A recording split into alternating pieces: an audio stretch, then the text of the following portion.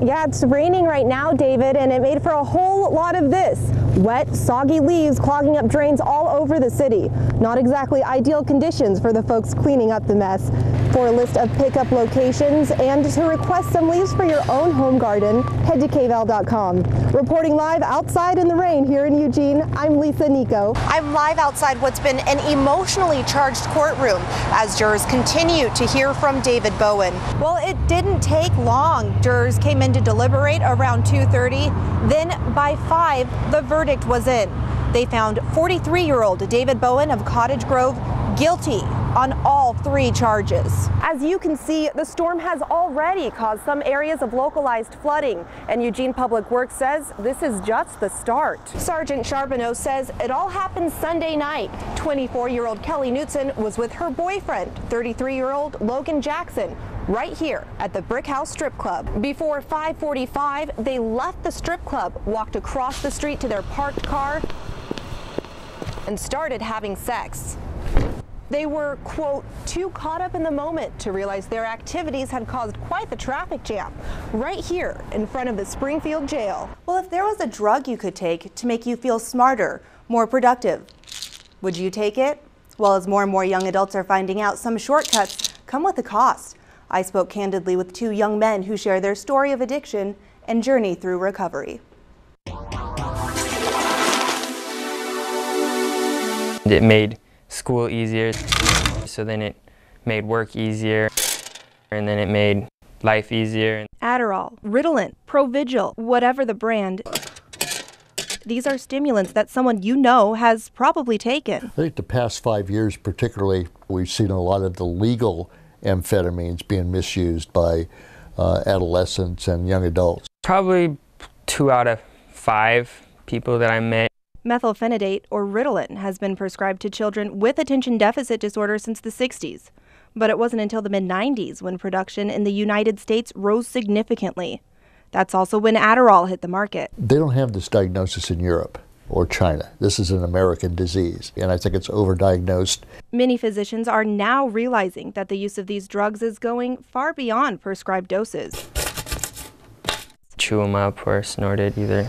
And onto the black market. $80 a week towards the end. So why are so many young adults abusing these medications? They did help with grades quite a bit. It's almost kind of an unfair advantage. Feeling pressured to get it all done at once, so I would take Adderall, or other substances. Dr. Schwarzler tells me drugs like Adderall and Ritalin are considered Schedule II controlled substances, regulated the same way as other addictive narcotics like oxycodone, methadone, even some forms of cocaine. And I think the main thing about them is they are addicting. And when addicts can't get more of the prescription drug, I think some of them do resort to methamphetamine. It helped me with a lot of classes and didn't help me with life, so it was kind of a give and take, I guess, with it. Now, to be clear, Dr. Schwarzler and other psychiatrists believe there is a significant therapeutic use for medications like Adderall and Ritalin in treating young patients with attention deficit disorder and hyperactivity. But it's the ease of accessibility on college campuses through student health centers or peers that can make it a dangerous, addictive drug. Now, if you or a loved one is struggling with addiction, you can visit our website, kval.com, for a list of resources. Well, in a word, the people. People like the campers, the families, and the volunteers. But our story begins with Dan and his accident, mountain biking in the Silicon Valley back in December of 2000.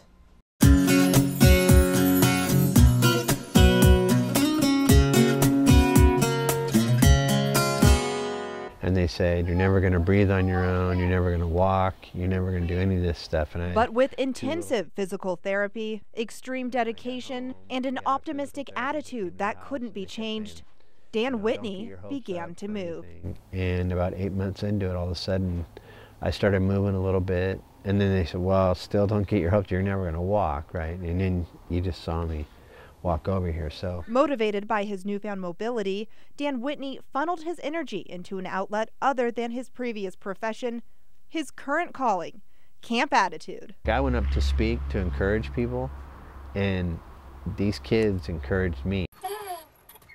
And over the past 14 years, Dan, together with his assembly of volunteers, have built up Camp Attitude into the resource it is today. I would definitely have to say that our week at Camp Attitude was the best week of our life. I've loved this place. I just know it's something that I will be doing for the rest of my life. About 34 families now come to Camp Attitude over 8 weeks of the summer to share, grow, play, and be pampered, all for free. And we raise money for them because if you have a child with special needs, you don't have a lot of discretionary income. And if you do, you want all the money to go to the child or their siblings, because they kind of get pushed aside. The special needs child gets a lot of the attention. Volunteers, actually the only participants who do pay for the camp, which it's an upside down financial model, right? Say the experience is the reward. Camper families will pull up for the first time. A lot of the time, their kids have never been on swing sets. And so if you watch them, they'll get on the swing sets and you'll just see parents just start crying because their children have never been able to experience something, you know, so simple. And someone will say, this is the first time we've been out. I mean, you think about that. People have been married for 20 years. This is the first date they've been on since they've had their special needs child. It blows your mind. I mean, why aren't we doing more for these people? One of the most emotional nights, according to Dan, is teen prom night. Can you imagine the look on some of their faces when someone's asking them to go to the prom? It's the most amazing thing that you will ever see, watching these girls dance, you know. And a lot of them in a wheelchair, and they're spinning around, but they're dancing, and there's smiles everywhere. Now, Dan's not the kind of guy who likes to sit still. You can bet he has plans on expanding Camp Attitude in all directions. He'd like to see branches all over the West. And as for the original location, well, Whitney hopes to be able to turn that into a year-round facility. So maybe the kids can make it up to the slopes one of these winters sometime soon. We have more information about Camp Attitude and how you can help support Dan Whitney's vision online at kval.com. Reporting for KVAL News, I'm Lisa Nico. Yeah, TGIF indeed. Well, what we can expect is a whole lot of rain and more of that wind that we've been seeing all day today. As we take a look at that satellite and radar composite, you can see overhead plenty of rain still there. Looking at those totals, they're adding up. Over a ½ an inch of rain in the valley, more than that, over an inch of rain out on the coast. But it's not just the rain we're seeing, it's also that wind, 5 to 10 miles an hour in the valley, even stronger out on the coast. But that's nowhere near the kind of gusts they were seeing earlier today, with gusts on the coast between 50 to 60 miles an hour. Look at that, as much as 82 miles per hour out in Florence. As for our almanac, we're sitting pretty much where we should be this time of year, a little bit warmer than normal temperatures. But the question on everyone's mind is, what is it going to be like for that game day? I'll have that coming up in my full forecast.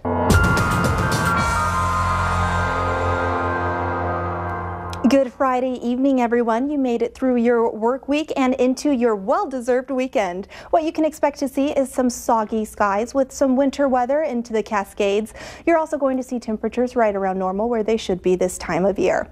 Let's take a look at what's happening right now. Plenty of clouds and rain in the mix right now overhead. You can see those rain clouds coming in over into the valley and even into the Cascades. With that rain also brings the wind, 5 to 10 miles per hour in the valley, a little bit stronger out on the coast. Taking a look at the temperatures right now, though, they're right where they should be this time of year, mid-50s, a couple degrees warmer out on the coast, 57 degrees in North Bend, 56 in Roseburg. Now, taking a look at what's causing these temperatures for this time of year, it's this guy right here, this rainmaker off the coast. It's coming in, bringing with it those clouds and rain on our coast into the valley and even into the Cascades, lowering that freezing level quite a bit to making it a little bit more dangerous on the passes, which is why we have this winter weather advisory. It's in effect from 2 a.m. till 9 p.m. on Saturday. You can expect to see 5 to 10 inches of snow possible in some areas over that freezing level of 3,500 feet in the Oregon Cascades and, of course, over those passes. So be sure to use traction equipment if you are going over the passes or going up to the McKenzie Pass over this weekend.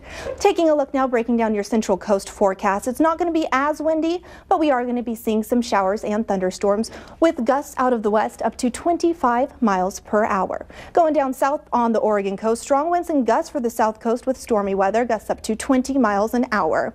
Now rolling out your 7-day forecast for the Oregon coast. Temperatures in the mid-50s pretty much throughout the day and into your holiday weekend, or into the holiday. Now taking a look at the Umpqua Valley, rainy weekend ahead with some possible thunderstorms, gust up to 20 miles an hour. Now let's roll out your 7-day forecast for the Umpqua Valley. Again, pretty, well, it was going to be low 50s to mid 50s throughout the week. Now on to the Cascades forecast. It's going to be some heavy snow up to 5 to 10 inches, like I said earlier, with that freezing level up to 3,500 feet. Temperatures hovering right around near freezing. So again, use extreme caution if you are headed up over the passes. On now to Central Oregon, still another pretty chilly day in Redmond and Bend. Snowfall likely into the afternoon and also windy conditions as well in the afternoon. Now moving on to the Willamette Valley, again another 100% chance of rain. You're going to see those rounds of rain, actually some heavier showers throughout the day, but it's also going to be staying pretty cloudy throughout your day as well. Winds out of the southwest between 5 to 10 miles per hour and temperatures right around where they should be this time of year. Again in the low 50s, 50 and 51 degrees pretty much. You're looking at the temperatures pretty good, but high rain chances in the weekend. We're looking at temperatures into the 50s for Thanksgiving, 53 degrees for Turkey Day. And if you're going out shopping for Black Friday, look at that. You're also going to have pretty good conditions, sunny skies, but, you know, rain chances possible. So. Ooh, I like your turkey there, Lisa. It's already sizzling. Yeah, well, you know a lot of me, people I love to cook. Oh my gosh, and she's really good. Your cookies were so good yesterday. You like those? But let's talk about Thanksgiving since that's coming up. Oh, Do you know where you're getting your Thanksgiving turkey? Oh, no. Do you know? Is there a good place? Yeah, well, according to the U.S. Census Bureau, Minnesota is like the top turkey producing state, like in the entire country.